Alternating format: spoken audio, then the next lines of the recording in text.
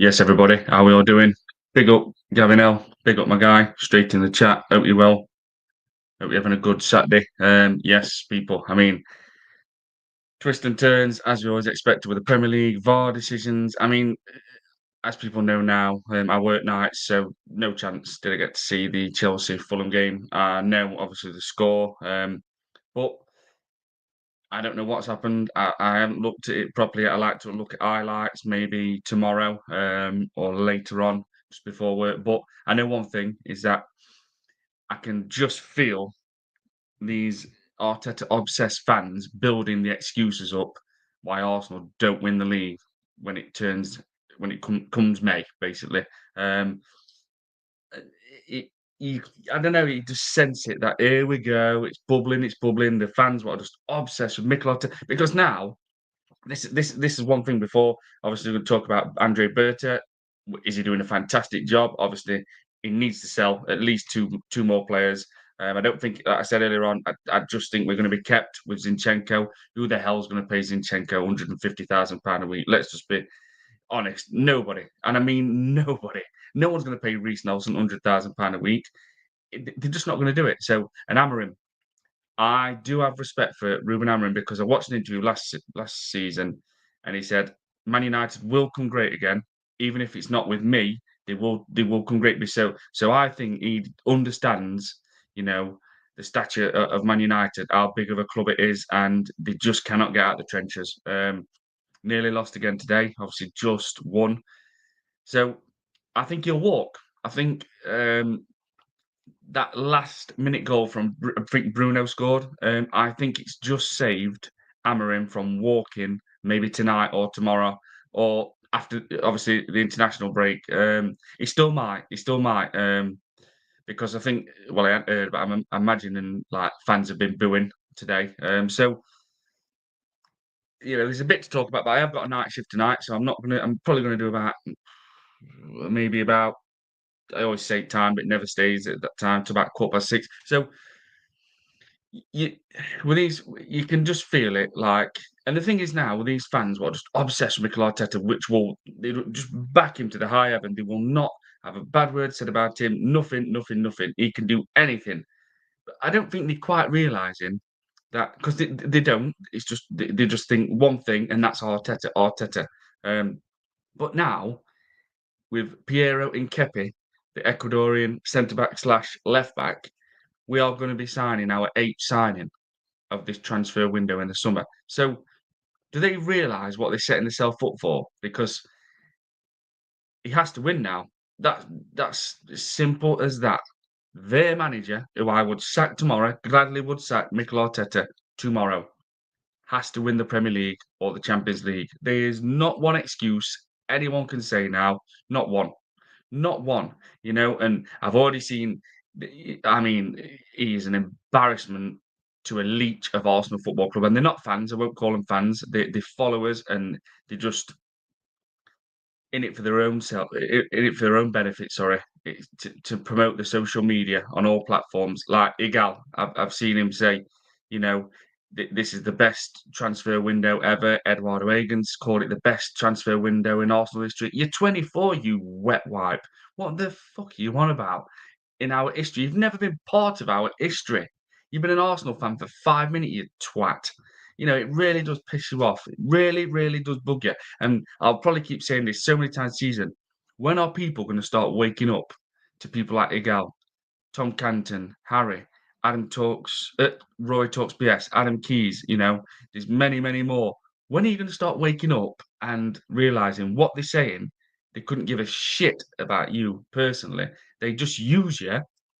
They just use you. I think it froze then to get all the social media followings up on Instagram, Twitter, TikTok. I don't know if they're on Instagram because I'm not on that, or TikTok, just on Twitter. And they just use you. They will say any bullshit and they know, oh, all my, can you call them minions? All my vulnerable followers will end up liking it, will follow me. I mean, how the hell can someone like Eduardo Egan get 400,000 followers on Twitter when he talks absolutely bollocks when he was telling every Arsenal fan, Sesko, Arsenal can't sign Victor Gyökeres. He's too old. He's not good enough. Sesko's better. Sesko's ceiling's better. Now, it's constantly posting things about Victor Gyökeres, Victor Gyökeres. When is the repercussions gonna happen to these people? And I know it's only football, et cetera, but they just like it's like they just, "Well, yeah, I can just have a good life. I've got all these followers, et cetera, these subscribers." When's their repercussions happen? When do people start waking up and saying, "I don't wanna follow this no more. I'm not gonna give him the satisfaction of keep following him and putting his numbers up thousands after thousands." I guarantee you, if someone like Eduardo Egan's got 400,000 followers on Twitter, if he woke up one day and it said, I don't know, 400,000. No, I think he's got 419,000 followers, I think it is. 419. So say if he woke up one day and it looked and he said, and he's seen 400,000 followers, he'd be like, what the fuck's happening here? Maybe I need to stop bullshitting. Maybe I need to stop pretending and being a fake and pretending I'm a future journalist. Because I've just lost 19,000 followers in a day. It would stop. Same as Tom Canton. They wouldn't know what to do. All these people are bullshitters and they're leechers and they have used our football club, yes, our football club, Arsenal Football Club, to get where they want to be because they've said some crap and next minute, oh, it's stuck. Whatever they've said on the first post or second post, next minute they've got 5,000 followers from that bullshit what they've said, subscribers. I guarantee you now, if people start unsubscribing and unfollowing and thinking, what you're actually saying never happens, does it? You told everybody, no, no, no, Victor Gyökeres, no, no, no, it's got to be Sesko, it's got to be Sesko. Never happened. Eduardo Egan was telling Arsenal, telling the whole fan base, Arsenal will definitely win the league last season. We was miles away. We didn't even turn up. Onslaught dog walked Mikel Arteta. This season, he said, Arsenal will win the Premier League. You've got, and they're all into this betting thing and all now. There's something corrupt about this, and that's got to be looked into. I'm seeing that. Well, I'm blocked by Wellbeast, that Guna Chris, the one who pouts like a twat. They're all into this rain bet or something now. And if people want to bet, that's fair enough. But I've been there and done it for 6 years, and I guarantee you, it will ruin your life somewhere along the line or your families. And I always say, your first win, you're one step closer to losing everything. And I have been there, and I'm a betting addict, just football, for 6 years. So I know all about betting. I could write a book about it. And when you add it up through a year, you win F4, F4. I used to be sometimes in 3 minutes winning 800 quid, in space of putting a bet on, and the game was done in 3 minutes. The next minute, I'm looking, oh, 800 quid, bang, from £29. You look over at you and you think, you've won nothing. So I just want to always try and say that a lot on my chat because it bugs me because this is my football club and I've got people like Egal, talking about Arsenal Football Club. He doesn't even come into the conversation, people. He thought Robin van Persie was part of Arsenal's youth team. I mean, so anyway, football, mad, mad, mad, mad. I think Ruben Amorim was Bruno Fernandes goal away from walking tonight. I really do. Anthony Herbert, all right, Rich, bloody hell, put a cap on. Yeah, I know, mate. All this full head of hair, Anthony. I was saying in the chat earlier on, I keep going to Turks/barbers, what we call them, and they never put hair on my head. Do you know what I mean? They never just say there's some free hair. But yeah, mate, and I was saying as well, Anthony, years ago when you're younger, when it were in fashion, I'd straighten my hair, and I'm like, why is my hair not straight? I want it straight like my friends, and you'd be ruining it, not thinking nothing to it, loads of hairspray in it, because you didn't want it to move in wind, etc. Or when you're out, clubbing as we used to call it, and I used to put everything in it, like, it's still not, it's moving, it's moving. If I knew what I knew now, I wouldn't have put any products on my hair, nothing. I wouldn't have ever straightened it. I'd have just loved to have had hair. But when you're younger, you're like, yeah, it is what it is. Yeah, not bothered, mate. You just don't care. So yeah, got. I mean, some roofs open, on back. I'm at that level. I'd love to go to Turks and have a proper hair transplant. Um, Anthony. I hope you're well as well, Anthony, my guy. Big up. Gabriel, afternoon, Anthony Herbert. Anthony Herbert, big up. Gavin, setting good to see people. Hey, welcome back. It looks good. DW, DW, not sure about that one. It looks good, DW. It could. it could have been just genetics. So yeah, well, yeah. I mean, my dad's kind of same. He's got the area. He can do it a little bit on front, but middle and the back, it's gone. But yeah. Oh, DW. See, DW, man. There's that. I didn't know that, but of course, yeah, DW. Don't worry. No, well, at first I was like, I don't want it because I started getting grey hairs when I was about 21, and I didn't like them at first, but now obviously I have skin fade, but greys are nothing, you know. But then you start losing your hair, and you think that's even worse. And people say, just wait till you start losing your hair, because I had loads of hair in my late 20s, loads. And they're like, just wait, don't worry about your greys, just wait till you start losing your hair. And I'm like, no, no, no. Again, just brushing it off. Anyway, it's not an hairdressing show. I don't want to keep talking about that bollocks. So, Hincapie, people. Um, I'm excited about this signing, and this will be eighth signing walking through the Emirates door.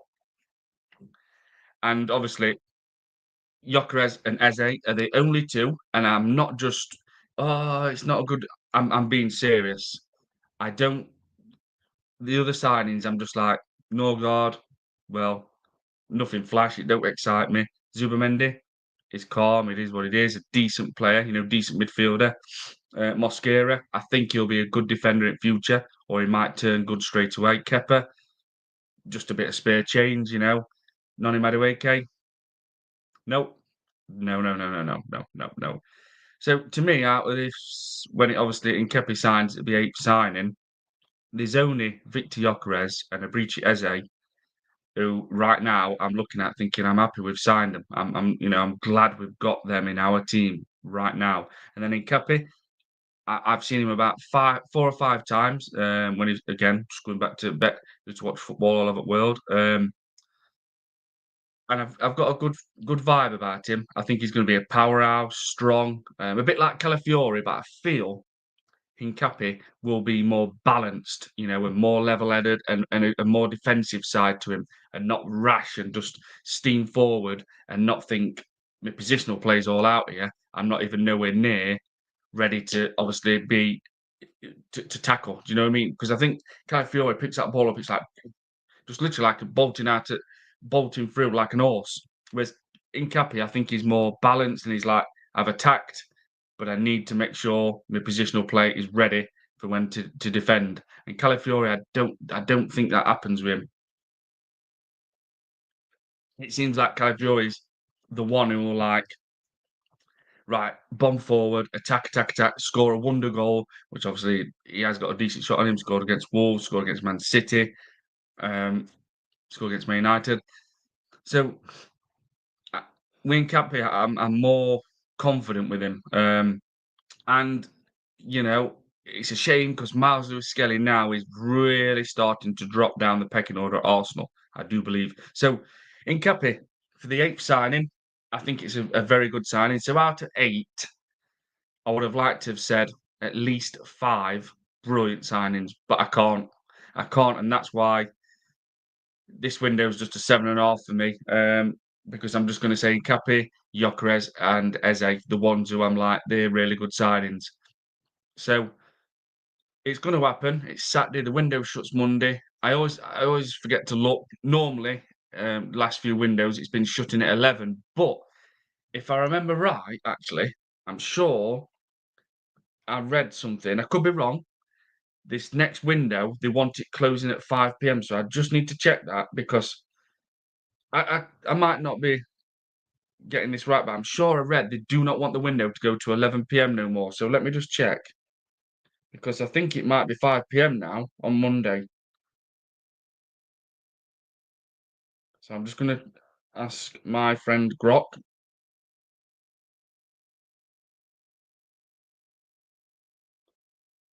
I'm sure I could be wrong. It could be 11. I hope it is.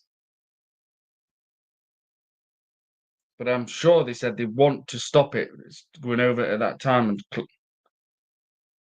summer transfer window closes at 7 p.m. 7 p.m.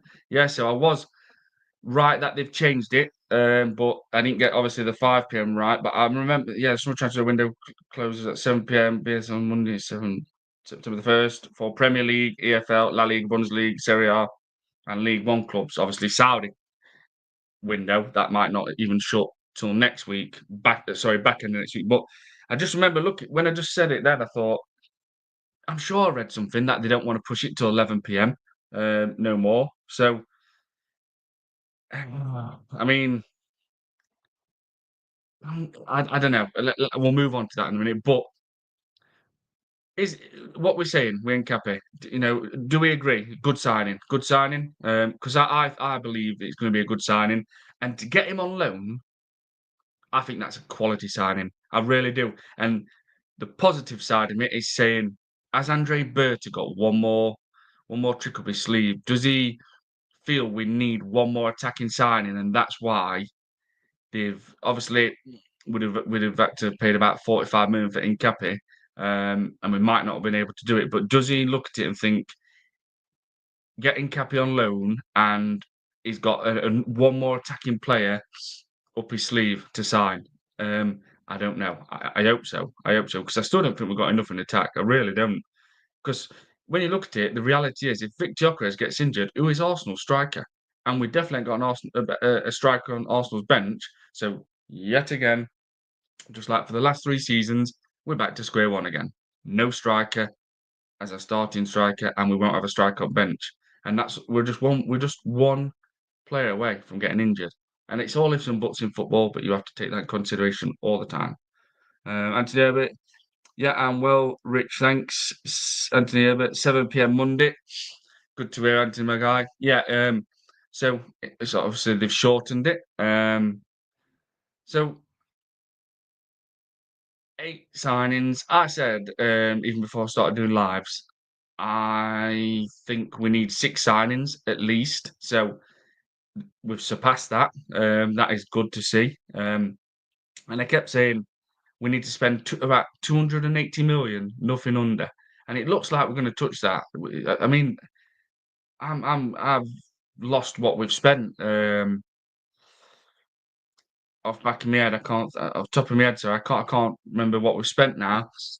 Um, Kepa about 5 million, Mosquera about 15, 17 or something like that. Zubamendi about 49, 53, I think. Well, because it all changes all the time and people give you different figures. Norgard was about 12 to 15, I think it was. Madueke, even saying this number, 52 million, obviously, when it all comes into add-ons. Eze, well, it was a 68 million release clause, so I think that reaches that. Then you've got in Kepe, I think it's about a 6 million loan. I might have missed a player here. Uh, so I don't know because there's different figures what fly around. So I've not kept a track on what we've been spending at the minute, but I know it's up there. I know it's over 200 million. I think it is. In fact, I'm just gonna have to ask again, my friend.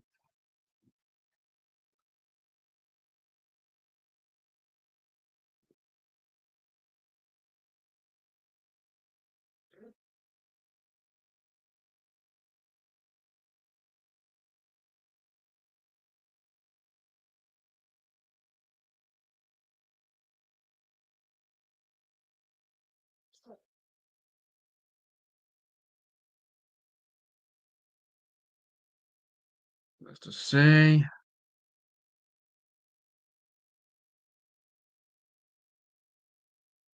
Some late 247 with a net spend of around 243. Listen to this, people. Oh my God. After generating, get ready, a whopping 4.2 million from player sales, includes signings such as, I mean, oh my God, 4.2 million from player sales. Andre Berta must change that. That is laughable. That is absolutely embarrassing to hear. It when Liverpool sold Doak, who didn't hardly get. I didn't even get. I think he got a kick in the Premier League last season, and he goes to Bournemouth for 25 million. something's not right when it comes to Arsenal selling players. There's just not something. There's something seriously wrong, and I don't know what it is.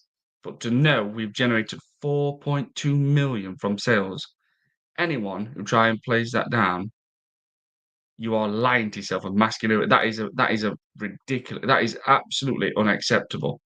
That is pathetic. I mean, pathetic's even a kind word. Um, Godfrey, big up Rich. Hope you're good. Godfrey, big up my guy. I'm good, thank you, mate. So yeah,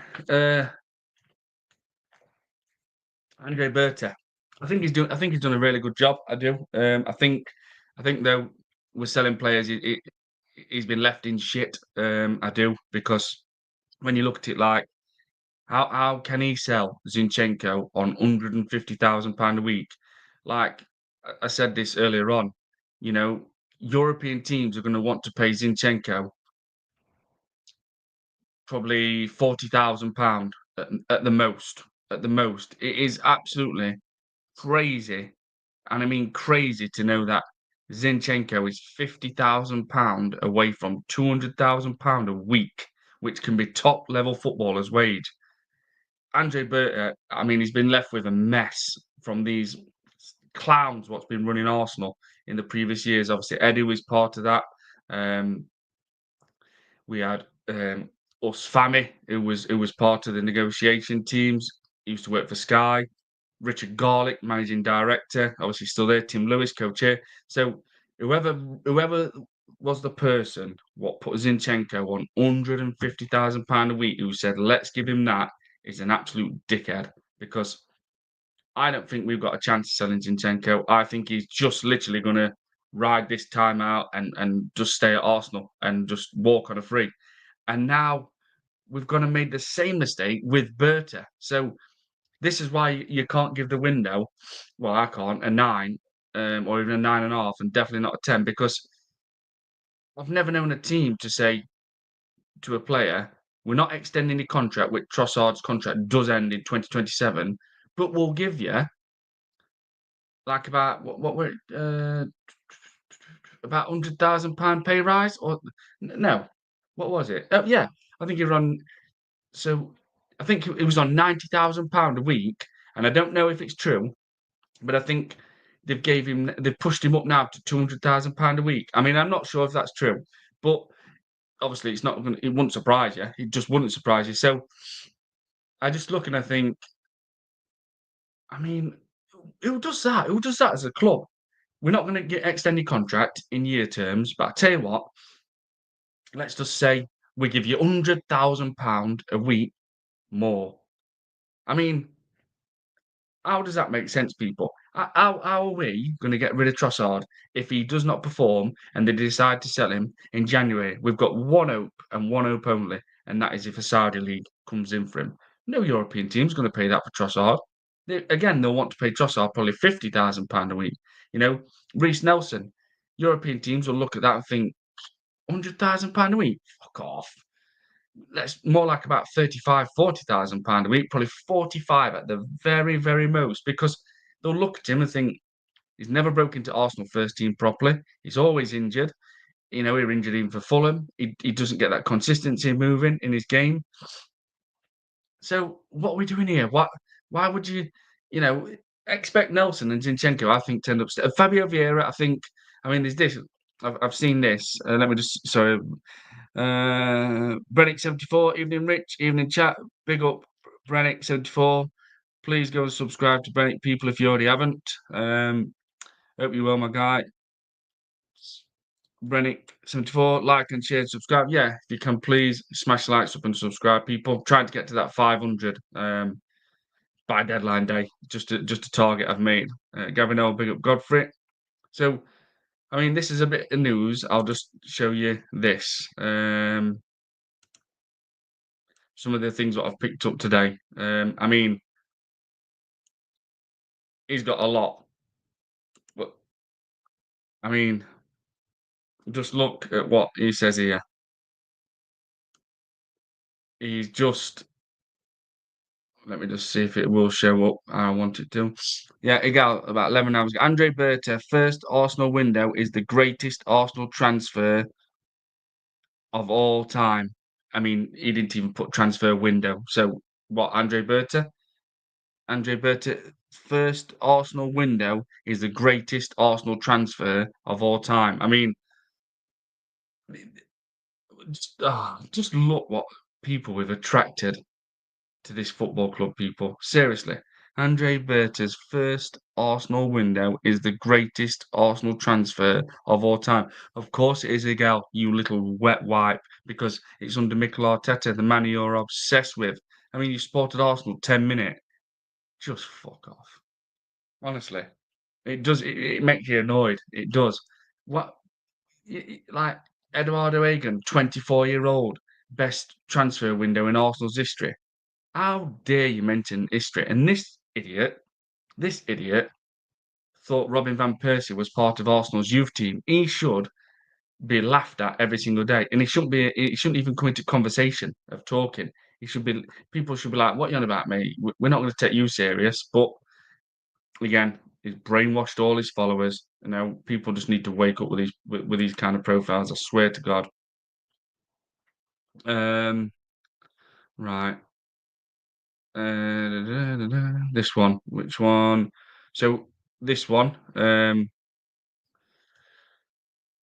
This is what I want to see. I mean, AFC stuff. West Ham have entered the race to sign Fabio Vieira. Apparently, I noticed they were circling, but I don't know if they were getting serious about it or there were any legs on it. But race to sign Fabio Vieira, while a top Bundesliga club in the Champions League are also interested. Well, Stuttgart apparently not going to pay what Arsenal want for Fabio Vieira. I admire the player, but he's currently too expensive for them. There you go. Famous words. Jakub Kivior will say farewell to Arsenal at the training. Arsenal farewell to Arsenal at training today before flying to Portugal to undergo a medical and sign his contract. Porto. Yep. So Kivior is gone. He's out. Miles Lewis Skelly, Paul Pogba. That was my guy. He was him for me. Of course, he was underrated. Listen, I could be here talking about my man for a long time. Massive fan of Paul Pogba.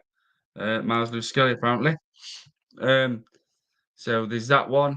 I mean, just look at this, people. Just look at this. Just look at this. This is annoying as it gets.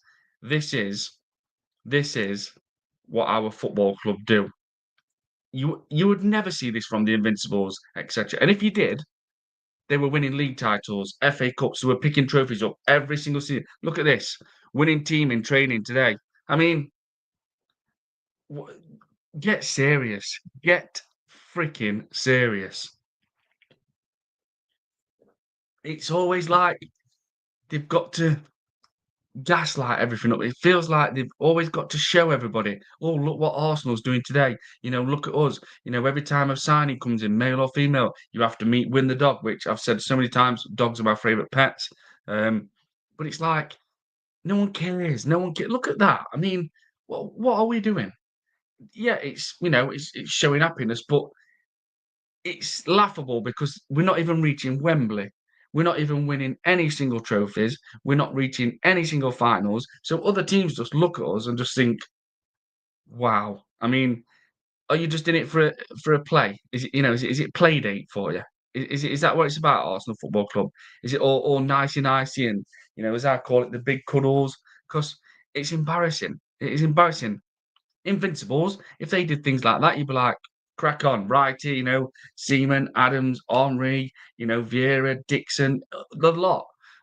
Just messing around because you're winning trophies. You're winning doubles, you're winning FA Cups every season. These guys have won F all, absolutely F all under Mikel Arteta has won one FA Cup. And I just think just that it just sums up how Arsenal Football Club have turned out at the moment, and with the followers slash leeches to this club who we've attracted. That just sums up that picture. Really, really does. Like, get serious. Get serious. the back in day, the Invincibles, like obviously the Bergkamp, Henry, Perez, Vieira, they used to do that nod, and they used to say they just used to go like that to each other and look at each other. No words, just like that, looking at each other as if to say, "Let's go." No talking. Let's just start acting now, and let the talking. Let the talking. What is it? Let the actions do the talking. Um, and you look at them and you just think it's just all pissing around, man, all the time. It's not serious. Not serious. I don't get it. I do not get it. So I wanted to show you this as well. Um, so this is a bit different. This is not regarding Arsenal, but again, I do say my channel. I do like to talk about football all over the world. Um, I mean, this is crazy, but it is what it is, and you know, Chelsea are still owning it. So Nicholas Jackson, Bayern have been pushing like crazy, and I think they were going to near enough be in the top three of the world record loan deals. I think they're about 12 to 15 million for a loan. I mean, even I remember my day when a team signed a player on loan, it cost you nothing. But even that's changed now. It's always like a loan fee as well. Nicholas Jackson's agent Ali Barat is still fighting to rescue the loan deal to Bayern Munich. Barat and Jackson are currently still in Munich trying to get it completed. However, Chelsea have informed Bayern they are pulling out because Liam Delap has got injured. I mean, imagine that. You're all set to sign for Bayern Munich. Next minute, the club who own you, you're not going nowhere, pal. We need you. So that's mad. That is crazy. So yeah, I'll just get rid of that. What and I keep showing this people. This is my team. What I think again with this manager Mikel Arteta, we will not win the league, but this is the team where I look and think this is our best chance. And all we need, which is crazy, because you're not saying, well, we ain't got that player, we ain't got that player. There's just one player missing out of that team, and that is Adoma Lookman. What do people think to that? That's my personal choice for the team where I think that should be Arsenal's team this season. And I'm gutted because Miles Lewis Skelly, but like Shane Gunnar always says, legend, he gets caught out and he does. He'll stretch out and he'll catch the last man and he'll probably pick another red card up soon. What do people think of that? That's my preferred Arsenal choice. I mean, I look at that and I just think there's height there, there's power, there's strength, there's intelligence in the game, there's calmness with Declan Rice and Zubamendi. Um, Ideally, I would have liked a powerhouse like the guy who's been released by the club, who I won't mention, alongside Declan Rice. I think that would have been brilliant. And I do worry now because when Declan Rice gets injured, I just think, well, where's that ball breaker? Where's the powerhouse in midfield? And we haven't got one. And then I look at Eze, creativity, there's urgency, there's intensity, he's forward thinking, he's got good close control, and he'll cause problems as a number 10. Saka, we know what Saka does. Victor Gyökeres, just a gunman, a guy where he gets the ball and thinks, I'm scoring. If I don't pass to nobody and set nobody up all season, I couldn't give a shit. As long as I put the ball in the net, what I am meant to do as a striker, assist come second. And then Lookman, I know at Leicester, Everton, Fulham, it didn't work out, but he's gone to Leipzig. It's really, really upped his career. And then obviously at Atlanta, he's been even better. So I think he's a late bloomer in football, which some players are.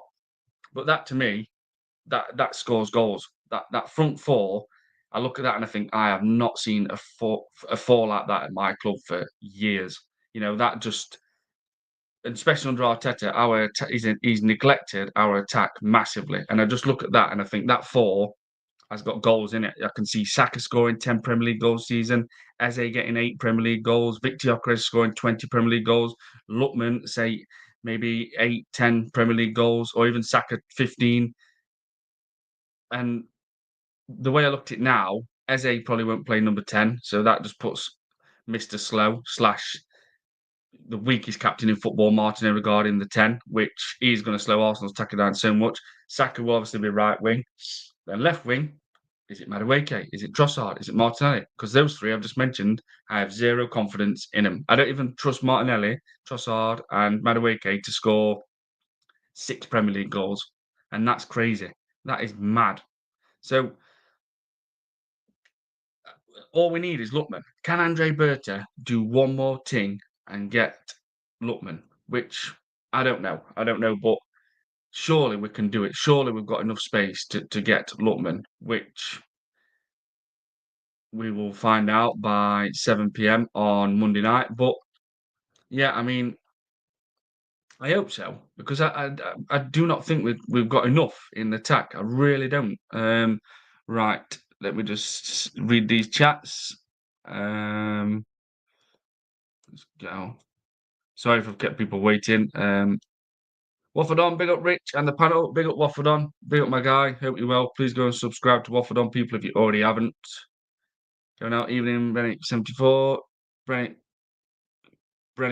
74. David Dean is still the man, Mr. Legend. David, how has he not got a statue outside this ground? How has he not got a statue? And I'll tell you something, I don't know if people notice or know him, but it was fantastic to see the Arsenal legend just turned 91, I think around about, let's say, two and a half weeks ago now.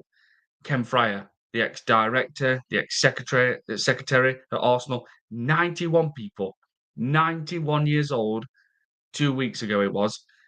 Two and a half weeks ago, Ken Fryer turned 91, the ex-director of Arsenal slash secretary, part of obviously the Lady Nina Breeswell Smith, Keith Elderman, Peter Hillwood, who's obviously passed now. Danny Fritzman, again, is passed now. The legend David Dean, you know, he was there. He was in the attendance at the Emirates against Leeds, and it's shown you him. And I just thought, that's Arsenal. Ken Fryer, part of that six I've just mentioned. It wasn't all perfect. David Dean obviously had to sell his shares in end, but they was Arsenal. And I've said this so many times. The people like Moneypenny and Egal and stuff and that. Well, definitely Moneypenny for making a mockery of Arsenal Football Club live on TV and having fans from other clubs literally having to answer his questions. They'd have banned him from Emirates because that's putting Arsenal on the map as a mockery. So, yeah, I mean, David Dean, what a legend. How has he not got a statue? How has George Graham not got a statue outside the Emirates? But yet you can see Josh Kroenke with Milrose and stuff. It's pathetic. It is absolute bullshit. Right. Hooligan 1983, big up Rich. Hincapie was on the bench for, yeah, he was. Leverkusen against Birim, Venda Birim, I think they played, and Hincapie was on the bench for his club. I thought he was an Arsenal player. Yeah, I mean, I seen that and I think, why is he on the bench? Why would you put him on the bench? Robert Prudence, big up Rich and chat, finding more real ones every day. Oh, Robert, thank you very much, my guy. Big up Robert Prudence. I mean, yeah, I just like to say things, mate, and it's not made up things. It's what we've heard from Arteta, what he's said or what he hasn't done. Same with the club, There's no excuses now, Robert. So I'm imagining you probably maybe Arteta out. I don't know. But there's zero excuses from this manager. And Mikel Arteta is a stubborn, smug prick. He's a stubborn, smug prick. I do not. If we sat Mikel Arteta tomorrow, or he fell out with the club, I couldn't give a shit. Honestly, I really couldn't. Gavin L, big up Robert Prudence. Ugly Gunner 93. It's all PR. Yeah, absolutely. Ugly Gunner. Robert Prudence. Sorry, Robert Prudence. Big up Gavin L. Yeah, I mean, it's like I just like to talk about things what I've seen. I didn't make up. You know that don't be satisfied with second against Everton, that final game of the season when Man City also played West Ham. I didn't make that up. Don't be satisfied with second. We're not, and we want much more, and we're going to get it. Mikel Arteta said that, not me. Not me. I just call it out, same as other people, same as other channels. We just call it out, and that's facts. He said it, not me. I didn't go live on TV against PSG post-match with a female reporter and having to make a pathetic, childish bullshit lie up saying PSG bench and Enrique said that Arsenal were the better team. No, they didn't. No, they did not at all. And why does nobody mentions anything to him in an interview? If I was interviewing him, I'd have said, who said, well, she did. The female reporter was like, sorry, who said that? And it baffled her. And then, there should be repercussions because he went live on TV and lied. Enrique came out and says, well, I think he just laughed it off because basically Enrique said, the teams what troubled PSG in the Champions League was Aston Villa and Liverpool, and it was. We didn't cause Enrique problems. That's why he brought Ramos on, who I think is now in his third season at PSG since signing from Benfica, who's not really it's not really happened at PSG, let's be honest. And he brought him on as if to say, well, Mikel Arteta, you're not giving me any headache. There's no different dimensions, no different formation. You're not suffocating us. You're doing nothing. So I'll tell you what, I'll bring Ramos on. So Enrique knew there was no problem from Arsenal and Arteta. So when I think about it, why the hell would I want a manager what has to go live on TV and make the biggest lies up, telling everybody in in a live interview, but no one questions it. Tom Canton. Oh, is that true, Mikel Arteta? So Arteta, if you say the snow is all light blue and falls from the sky, light blue color, is that true? Yes, yes, Tom, that's true. That's true. Oh wow! Thank you very much, Mikel Arteta. It's laughable. It's pathetic, and it's honestly stupid. Like we haven't had the most points in the last three seasons because Man City have. So why does he just get to say anything on live TV and no one challenges him? No one says that. You can't talk to Mikel Arteta people. It's royalty. You can't question him. You can't do anything with Arteta. It's pathetic and it's bullshit. And this manager, I swear to God, he deserves huge pressure. Massive pressure now. Massive. I mean, look at this. Obviously, people know this, but this is facts. Arsenal's net spend since 2021, if Hincapie joins, 730 million plus. I mean, I don't know if they'll take in consideration it's a loan. Trophies. Wow. Look at it. That big plate, the big dinner plate. Trophies won in that time. Community Shield. Honestly, it it's embarrassing. It really is. And then there's this one, this is my thing about Arteta. He won't change, no plan B, stubborn, get out of this club. And I would. I would love to sack Mikel Arteta because we've got some fantastic players at this club. And I believe he's going to ruin him. I think William Saliba's holding out and seeing where we are by Christmas. I've said we will be at the title race by October. I think Liverpool beat us tomorrow. I really do. And I think William Saliba's looking at it and thinking, I'm not signing my contract yet because you've got to realize, people, that Florentino Perez, Real Madrid's president, is a huge fan of Saliba. He's got Tchouameni there, Camavinga, Mbappe's there, Xabi Alonso's there, and he might be looking at it and thinking, "Well, one second, people, 1 second,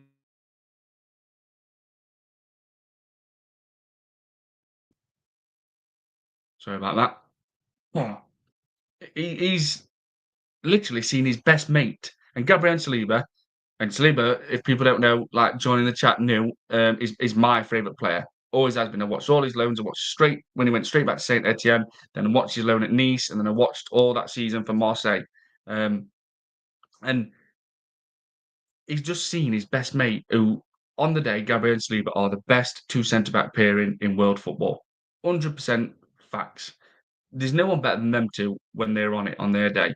The way they intercept together, if one jumps up, obviously intercepts, one will drop back. If one lets not lets, but the ball goes over his foot and literally misses it, Gabriel will be there to cover Saliba or other way around. The way they talk together, they big each other up. They're just unstoppable. When they're on their day, no one gets by them, and it's been proven a lot of times. So he's just seen his best mate. Obviously, I'm not. It might not be best mate out of football. Of course, it might not. But his man next to him, Gabriel, signed a new Arsenal contract, and he still hasn't signed. Saliba still hasn't signed because he's looking at it and thinking, "No, no, no, no. I'm not signing yet. I'm waiting to see what this club does because I need to start winning trophies. I need to start winning trophies." And he's going to look and think, if it's all going tits up, which I've said we'll be at title race by October, and I still think we will be. I could be wrong. I hope I'm wrong.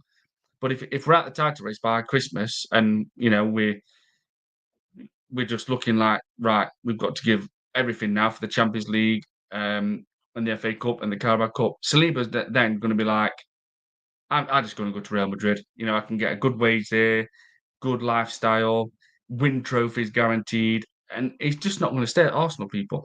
Because I think if he was, after Gabriel signing new contract, of course he's going to do it. Of course he's going to do it. So yeah, on that one, and then Amorim, Ruben Amorim. I'll finish on this. I've got a bit of respect for him because I remember watching an interview last year and he said Man United will come great again, whether it's with me or not.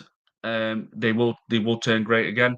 I've got it wrong, as I do. Hands are up. I got this wrong. I thought Ruben Amorim was perfect for Man United, and I think I've got it completely wrong. I know he likes a back three. I don't think they've got three great defenders. I think Lenny Yoro is decent. De Ligt, you just don't know what you're going to get. He's never really delivered in Premier League. Didn't really happen at Juventus. Ajax was his main club, and I think that's where it stays with De Ligt. I just don't think he's as good as what everyone hyped him up to be. I thought he was going to be a fantastic defender, but it's not looking that way. Maguire has to play in a back three because he'll get run ragged in a back two. And Martinez, the bull everyone used to call, he was what Butcher, I think it was. It's just never really fully happened. He's had some really good spells, but he's always injured. And I just look at Man United and I think they need two very good. Because when I say now defence, I'm always comparing it to our centre backs, which we have got the best centre back pairing in world football on the day, Gabriel and Saliba. So it's odd to always mention it now. So let's just say Man United need two very good centre backs and they need a powerhouse in midfielder. Ugarte, since signing from he was at Sporting Lisbon, and then he obviously went to PSG. It didn't really work at PSG. He came to the Premier League. You thought, oh, here we go. He's going to get going. This is his second season now. Looks like he's not the one for Man United. Baleba, Brighton, especially now, they'll charge straight out 100 million, maybe a little bit more. So I think Ruben Amorim, if Man United hadn't won today, he would have walked or probably walked after the international break. So let me know in the chat, people, what you think about that. Should Ruben Amorim walk? I think he's a kind of guy what would. He's not like Mikel Arteta. He's not a stubborn, smug prick, and he'll say, "I've tried. I'm not good enough, and I'll walk." Because even if Arsenal won't win league this season, Mikel Arteta probably still won't walk. I just don't think he will, and I don't think they'll sack him. So again, it's just, I mean, why did we have to end up with this? Look at this. Look at the players what we're bringing through the door now, and we've got a manager what he just don't change. Like I said, these games where you look at your manager and you think, boss, what we're doing, help us. You're the manager.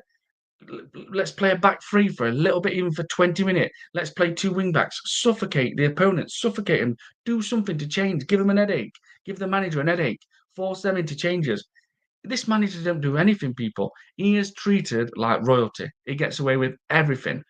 On that, everybody, I'm going to end this now because night shift is awaiting in not very soon, in about 3 hours. So enjoy the rest of your Saturday night, people, and please do smash the likes and subscribe if you already haven't. And tomorrow, which is transfer eve, probably Hincapie will be an Arsenal player at some point. But why did Ugly Gunner / FK, obviously, why did and this has got me thinking, why has Hincapie been on the bench for Bayer Leverkusen today against Werder Bremen, I think it was? That don't make sense. Why would he be on the bench? He shouldn't be anywhere near the club. He should be ready to literally get to be touchdown in London. So I'm shocked about that. Why is he on the bench? Why would they put a player on the bench when Arsenal's got let's say, just under 2 days to sign him, or it won't happen? Why is he on the bench today?